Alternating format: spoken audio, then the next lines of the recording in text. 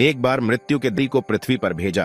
एक स्त्री मर गई, उसे उसकी आत्मा को लाना था। देवदूत आया, लेकिन वहां की स्थिति देखकर असमंजस में था। उसने देखा कि उसकी लाश के पास 3 छोटी लड़कियां पड़ी हैं। एक अब भी उस औरत की छाती से लिपटा हुआ है, दूसरा फूट फूट कर रो रहा है और तीसरा रोते रोते सो गया है। उसकी आंखों के पास आंसू सूख चुके हैं, नन्हे नन्हे तिनके। मां मर चुकी है, परिवार में और कोई नहीं। पिता पहले ही मर चुके हैं। उनके साथ क्या होगा, उनकी देखभाल कौन करेगा? यह सोचकर देवदूत बहुत दुखी हुआ। सो वह खाली हाथ लौटा और अपने मुखिया के पास गया और कहा कि मैं उस स्त्री की आत्मा नहीं ला सका, मुझे क्षमा कर दो। लेकिन आप स्थिति नहीं जानते, अगर आप मेरी जगह होते तो शायद ऐसा ही करते कि उस महिला के छोटे छोटे 3 बच्चे हैं। एक अभी भी छाती से लगी हुई है, दूसरी रोती हुई सो गई है और तीसरी रो रही है। परिवार में उनकी देखभाल करने वाला कोई नहीं है। ऐसी स्थिति देखकर मेरा उस महिला का दिल नहीं पसीजा। क्या ऐसा नहीं हो सकता कि महिला को कुछ और समय दिया जाए ताकि लड़कियां बड़ी हों? यह सुनकर मृत्यु के देवता जोर से हंसे और कहा कि तुम उस भगवान से भी ज्यादा समझदार हो गई हो जिससे तुम्हें जीवन और मृत्यु मिलती है, जिसकी इच्छा से तुमने बहुत बड़ा पाप किया है और तुम्हें इसकी सजा मिलेगी। और सजा यह है कि तुम्हें धरती पर फेंक दिया जाएगा और तुम तब तक वापस नहीं आ सकते जब तक तुम अपनी इस मूर्खता पर 3 बार हंस न लो। सही तो फिर हंसने का मौका ही क्या? फरिश्ता जमीन पर पटक दिया। ठंड का मौसम था, वह एक सड़क के किनारे नंगा पड़ा था। उसी समय एक मोची कुछ पैसों का इंतजाम करके वहां से गुजरा। वह ठंड के मौसम में अपने बच्चों के लिए गर्म कपड़े और कंबल लेने बाजार जा रहा था। रास्ते में उसने देखा कि एक नंगा आदमी ठंड से ठिठुर रहा है, तो उसे उस व्यक्ति पर तरस आया और उसने अपने बच्चों के लिए गर्म कपड़े और कंबल खरीदने के बजाय उस नग्न देवदूत के लिए कपड़े और कंबल खरीदे। उस नग्न व्यक्ति ने कहा कि उसके पास परिवार और आवास नहीं है। इस भयानक ठंड में मैं क्या करूंगा? मोची ने कहा कि चिंता मत करो, मेरे साथ मेरे घर में रहो, लेकिन ध्यान रखना कि जो पैसे मैं अपने बच्चों और पत्नी के कपड़ों के लिए लाया था, उनसे मैंने तुम्हारे लिए कंबल और कपड़े खरीदे और अब मैं तुम्हें भी घर ले जा रहा हूं, इसलिए मेरी पत्नी को होना चाहिए। गुस्सा और शायद अच्छा या बुरा कहें, लेकिन चिंता न करें, थोड़े दिनों में सब ठीक हो जाएगा।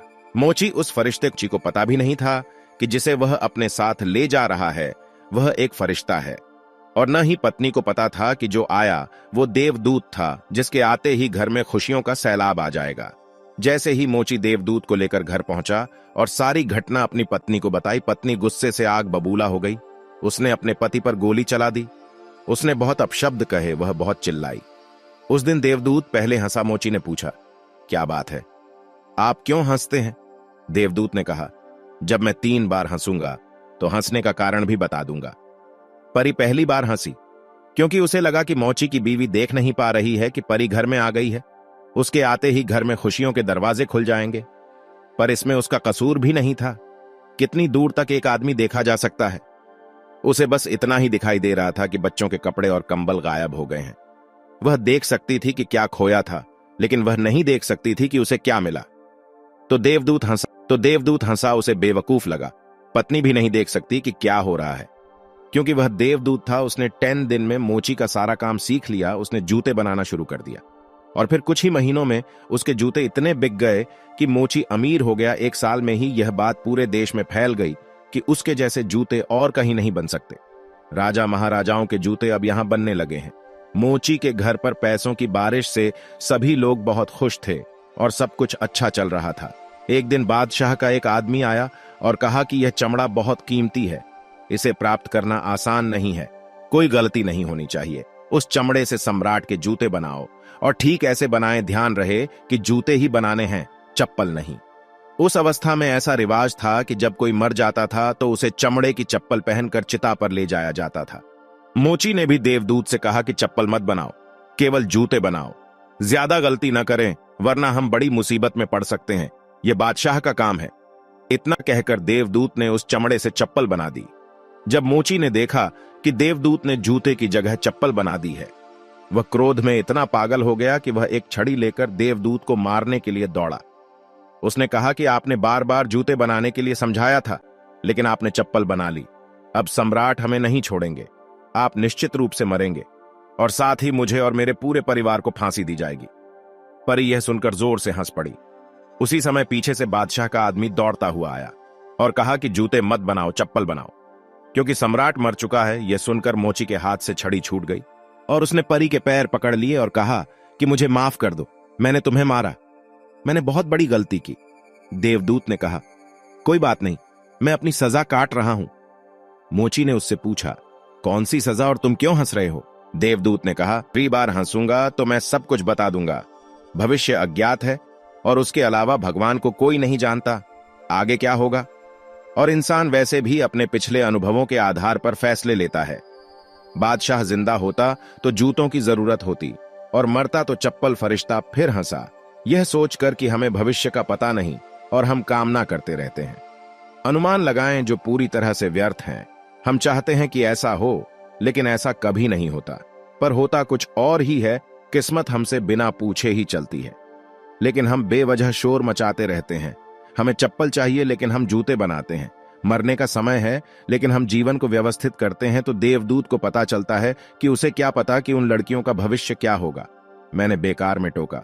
यह सब सोचकर देवदूत हंस पड़ा उसकी मूर्खता पर जोर से। इसी तरह कुछ सालों बाद तीसरी घटना घटी। देवदूत मोची की दुकान पर बैठकर जूते बना रहा था। तभी वहां एक बूढ़ी औरत के साथ 3 जवान लड़कियां आईं। उन तीनों की शादी होने वाली थी। वे अपने जूतों का नाप देने आईं। देवदूत ने उन्हें देखते ही पहचान लिया कि ये वही 3 लड़कियां हैं जिन्हें वह अपनी मृत माताओं के पास छोड़ गया था, जिनके कारण वह इस सजा को भुगत रहे हैं।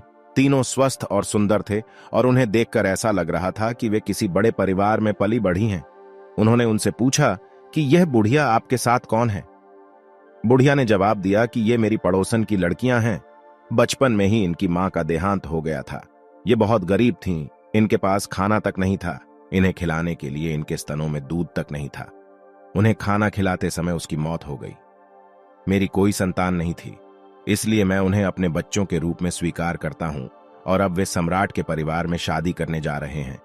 देवदूत ने सोचा कि अगर उसकी मां जीवित होती तो ये तीनों लड़कियां भयानक गरीबी, भूख और गरीबी में पली बढ़ी होती, भुखमरी, क्योंकि उनकी मां की मृत्यु हो गई थी। उनका पालन पोषण इतने समृद्ध परिवार में हुआ था और अब ये तीनों इस बुढ़िया की सारी दौलत के मालिक हैं।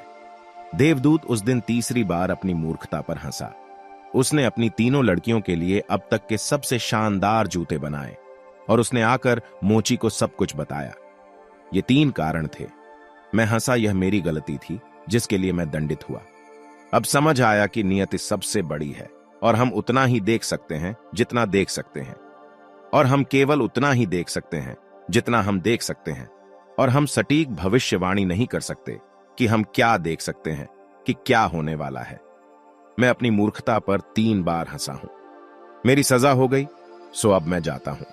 और देवदूत चला गया। दोस्तों, इस कहानी से सीखने वाली बात यह है कि आज जो घटना घटी है उसे देखकर हम यह घटना हमारे लिए अच्छी है या बुरी, इसका उत्तर भविष्य के गर्भ में ही छिपा है। इसलिए हर अच्छी या बुरी घटना पर प्रतिक्रिया देना व्यर्थ है। जो हो रहा है उसे देखने का हमें केवल प्रयास करना है। गौतम बुद्ध अपने उपदेशों में यही कहते हैं, न अतीत का पछतावा न भविष्य की चिंता। बस आज और इस पल में ज्यों और इसके साथ एक हो जाओ। यही एकमात्र तरीका है अपने आप को उन सभी चिंताओं से मुक्त करने का जिनका परिणाम आपके नियंत्रण में नहीं है। दोस्तों, उम्मीद करता हूं इस वीडियो को देखने के बाद आपके विचार जरूर बदलेंगे। आप अपने विचार नीचे कमेंट बॉक्स में लिखकर व्यक्त कर सकते हैं। अगर वीडियो पसंद आई हो तो लाइक करें और जाने से पहले चैनल को सब्सक्राइब कर लें। चलिए फिर मिलेंगे ऐसी ही एक और वीडियो के साथ। तब तक खुश रहिए और दूसरों को भी खुश रखिए।